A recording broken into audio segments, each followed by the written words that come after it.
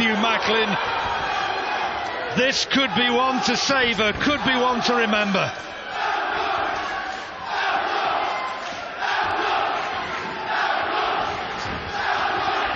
Physically, not too much to split them. Macklin, although the younger man, has had more fights, has Irish parents, sisters here, his mum and dad as well. And Wayne Elcock, Birmingham through and through, and both of them really popular figures on the fight scene. And you can hear, to those who've paid their money, bragging rights in this city count for an awful lot. Well, I believe the better boxing will probably come from Elcock, but undoubtedly the power has to lie with Macklin.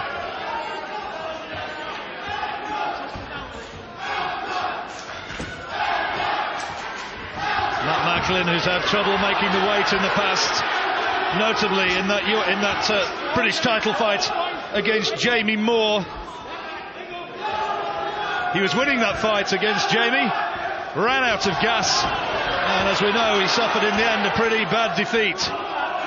What a fight that was. Well, it was one of the great fights, wasn't it? Yeah, superb fight. Fantastic fight. Hence the move up to middleweight. He has equally just a harder task in front of him in Elcock.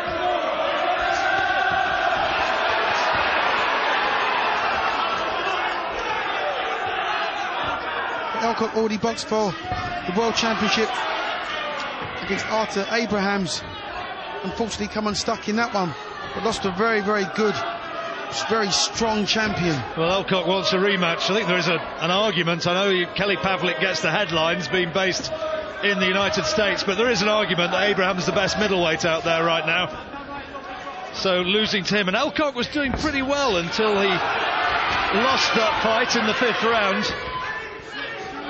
And took it at fairly short notice after his victory over Howard Eastman. Macklin started fast.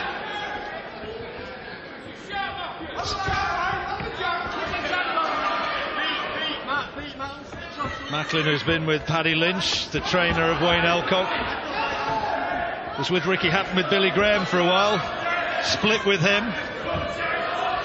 Followed spells with Buddy McGirt, with Richie Woodall. Oh, that's good from Elcock. Good hand speed from the champion. But the aggression has come for the most part in the opening 3 minutes from Matthew Macklin. Good opening round. Champion, and you will knock him out. Big call. We'll see.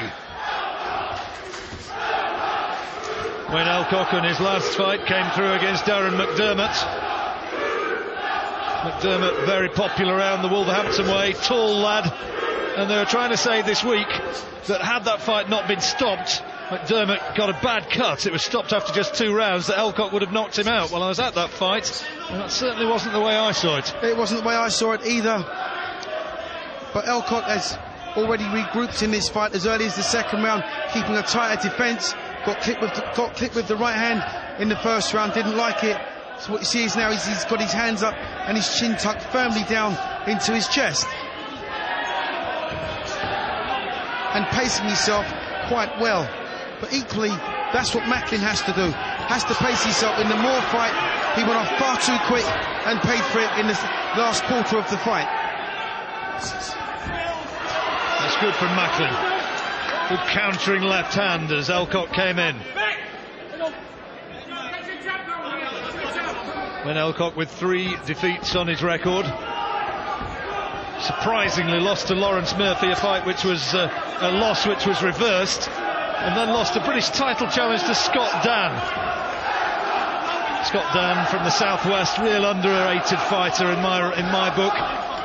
Career cut short by a back injury. So no disgrace in losing that particular contest. And arguably he'd say that he's been a better fighter since then, learned from it. Elcock just seems to be working within himself. It's good from Macklin, letting those punches go, accuracy and the combination to the head. Elcock just waiting a little bit too long, working within himself, just allowing Macklin to get through with the right hands. Really nice sharp start from Macklin. Good again.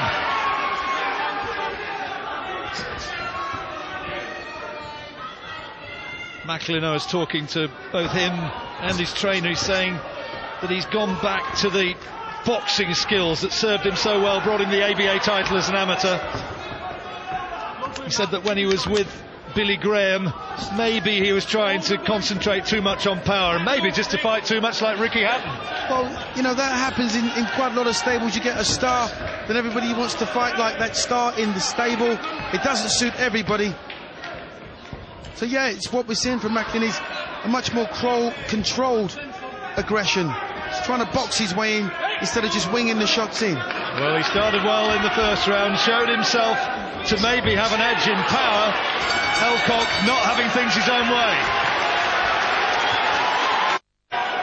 Matt Macklin, for me, there's an argument that he's taken those opening 2 rounds. You've got it differently, Duke. I've got first round Elcock, second round Macklin. Already shaping up to be the fight that we hoped it would be.